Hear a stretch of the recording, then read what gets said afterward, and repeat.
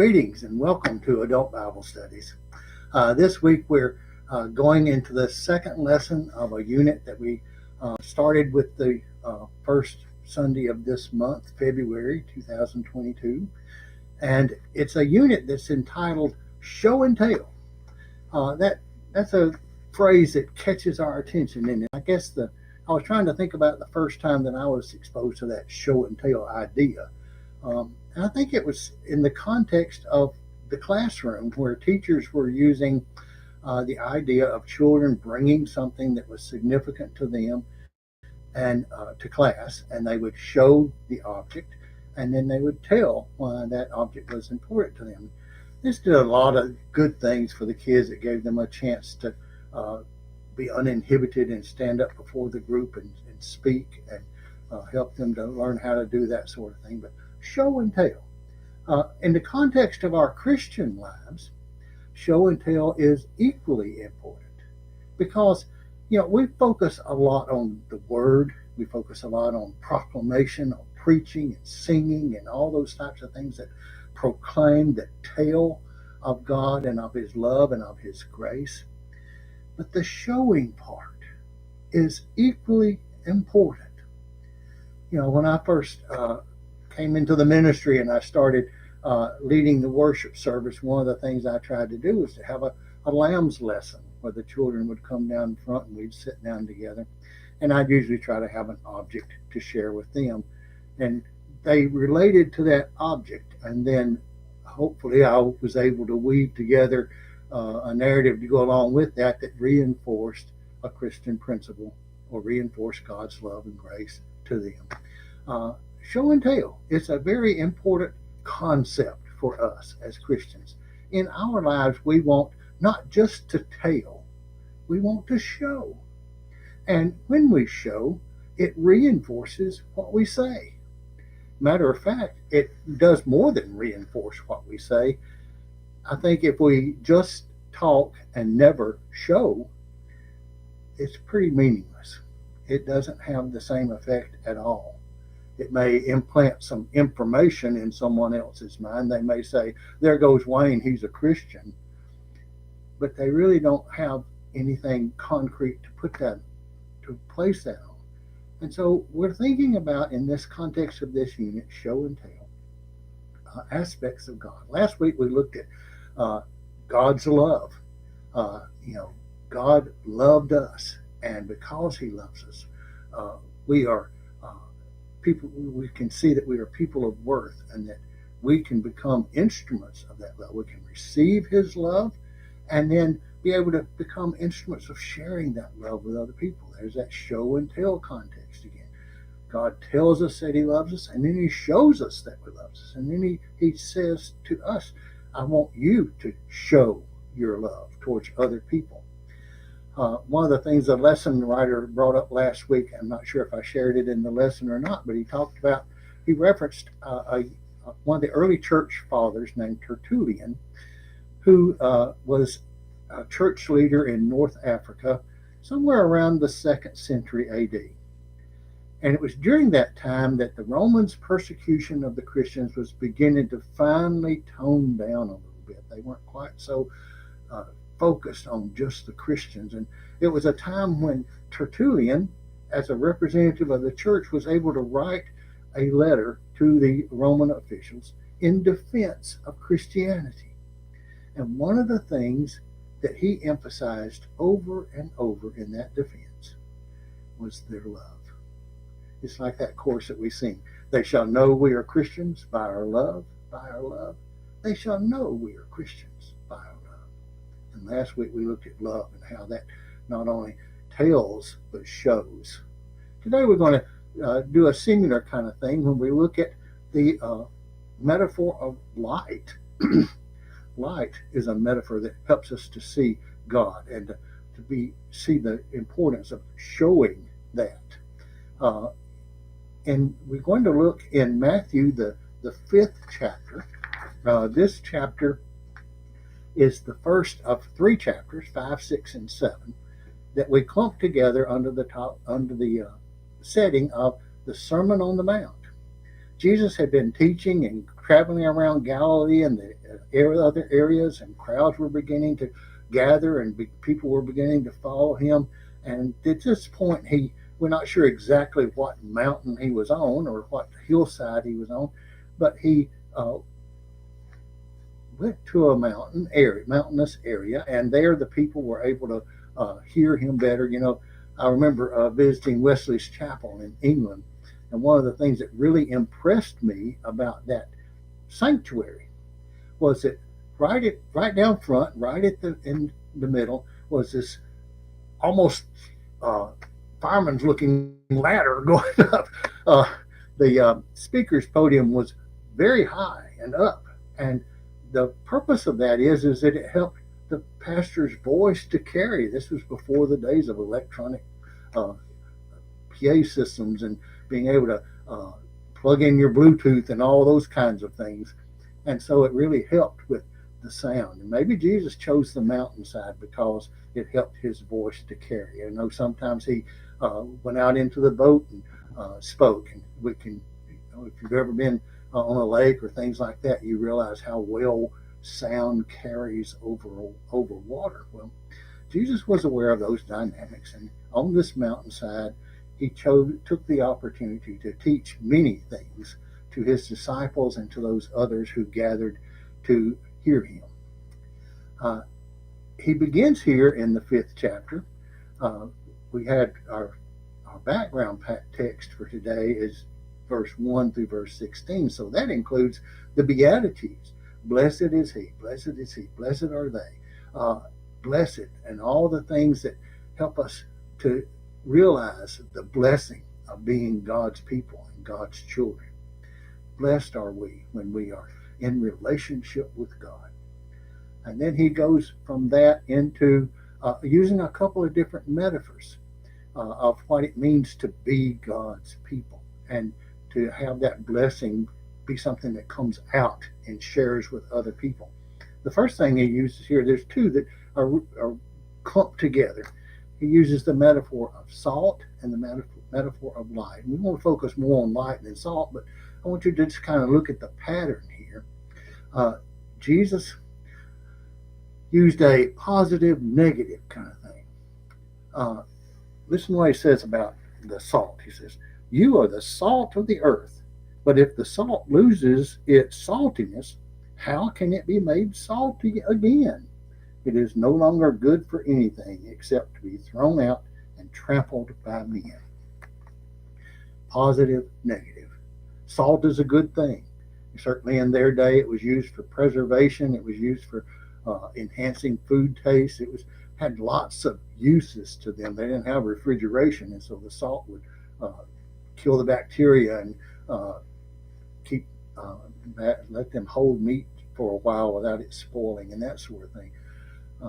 So salt had a lot of good purposes, and they were familiar with salt. They used it every day. But they also could understand that salt had a purpose, and when it was not used for that purpose, it was worthless. You can have a whole barrel of salt, but if you're not using it, what good is it? It's that show and tell. It's not just tell, not just say, I've got a barrel of salt, I could preserve my fish, I could preserve this. But if we don't do it, we don't use it for that, then what good is it? And so Jesus says, if the salt has lost its saltiness, if it's lost its purpose, if it's lost its usefulness, then what good is it? Positive, negative. A positive thing can be turned into a negative thing simply by not using it, simply by not applying it. Salvation can be that way, can't it? God offers us grace and mercy, and it's a gift, and we can be just intellectually aware of that and so amazed by it. But if we don't respond to it, what good is that knowledge? That's the problem that Paul was having with the Gnostics, isn't it? During his days, they were talking. They elevated knowledge to the point that it overwhelmed the actively applying and putting things together and letting it be a life-changing experience. Uh, so light, the salt is a good example of that. The next thing that Jesus uses, and that's the focus of our lesson today, is the light. He says there, you are the light of the world. A city on a hilltop can't be hidden. Neither do people light a lamp and put it under a basket. Instead, they put it on top of a lampstand and it shines on all who are in the house. In the same way, let your light shine before people so that they can see the good things you do. And, very important, and praise your Father who is in heaven. You are the light. Light is such a wonderful uh, metaphor for God, isn't it? Just a few weeks ago, we saw how Moses, when he came down to the people after being with God on Mount Sinai, his face glowed. There was a light about him. We looked at Jesus' transfiguration experience, and that's one of the uh, elements of that is that he had a radiance about him, and that authenticated uh, God's presence and God's power. God is associated with light. Remember the very first few verses in our Bible, Genesis 1:1. Listen to this. In the beginning, God created the heavens and the earth. Now the earth was formless and empty. Darkness was over the surface of the deep, and the Spirit of God was hovering over the waters. And God said, let there be light. And there was light. God saw that the light was good. Light. God is the source of light. God is light. God is illumination. God brings things out to where we can recognize them and anticipate them, put them in association with other things around us. The lesson writer talked about going on a tour in a cave and how the guide at one point turned all the lights off and they got to experience total darkness. In total darkness, there's no light at all. You can do this and you can't even tell it. But just the tiniest little light, that little bitty LED. We have some night lights that we use in our house when the grandkids are there and in some dark spots, just in case we're up during the night. And just that tiny little LED can produce a brilliant light that helps to light the way. Light is that way. Light can dispel one candle. I have a little phrase that I put on a picture in my office, and it says, it's better to light one candle than it is to curse the darkness. It's better to do something. It's better to be active and do something to share the light with the world and with other people. We don't light a candle and cover it up. We light it and set it up high so that its light can radiate as far as possible. A traveler traveling down a dark and desolate kind of area might be able to spot a city that's on a hillside, certainly elevated, for miles away just because of that light.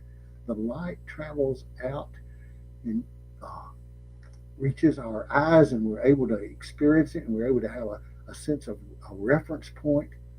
God is light. Jesus says also of himself, I am the light of the world.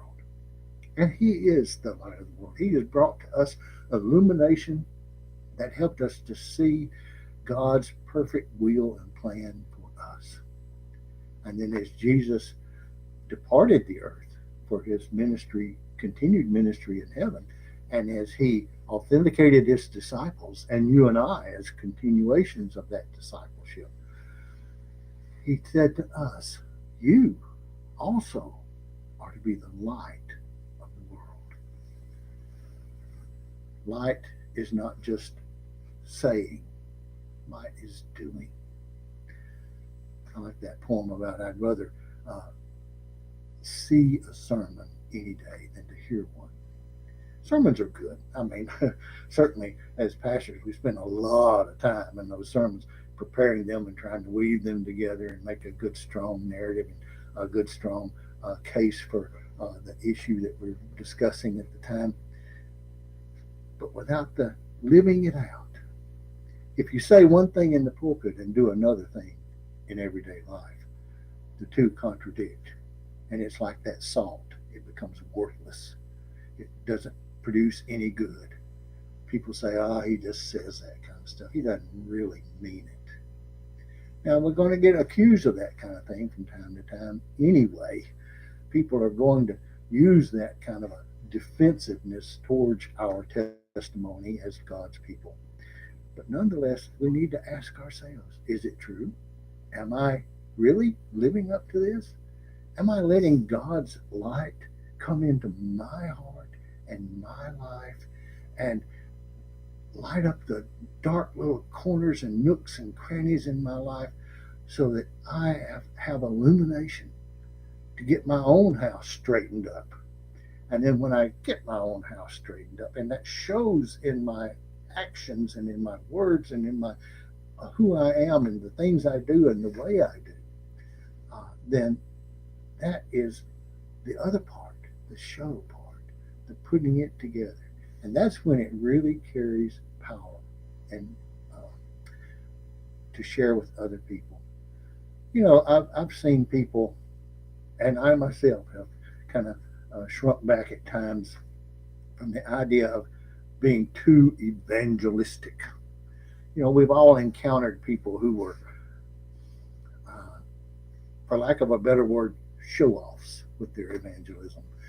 They always choose the public setting. They don't seem to care too much about how much they might be embarrassing a person. They're just trying to make a point. And they do it boldly and brashly. And we all kind of pull back from that kind of sharing our faith with other people.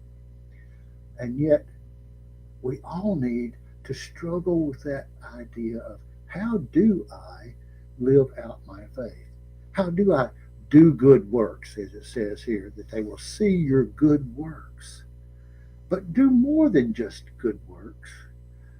Include the telling of what the source of those good works is. Show and tell. If all I do is live a good life, people will say, that Wayne, he's a good old guy. If I live out my faith and I do good works and I'm careful to give God the glory in a non-negative kind of way, but just praise be to God. Those things that we do that help other people, my attendance in church, my participation in activities, my prayer life, all those things that substantiate and support that. When all that comes together, then I have a dynamic testimony.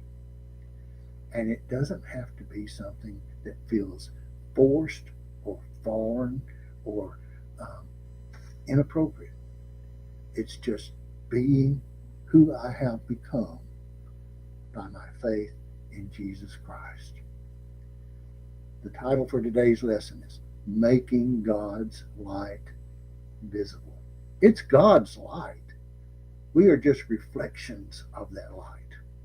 And the key point in this whole section of verses that we're looking at today is that last phrase. In the same way, let your light shine before people so that they can see the good things you do, yes, and praise your Father who is in heaven. It's not about Wayne proving to anyone that Wayne's a good old guy. It's about Wayne sharing with other people that God is great. God is good. God has been able to take even me and clean me up a little bit, dust me off, and help me to be a better person and to be more consistent and positive in my life.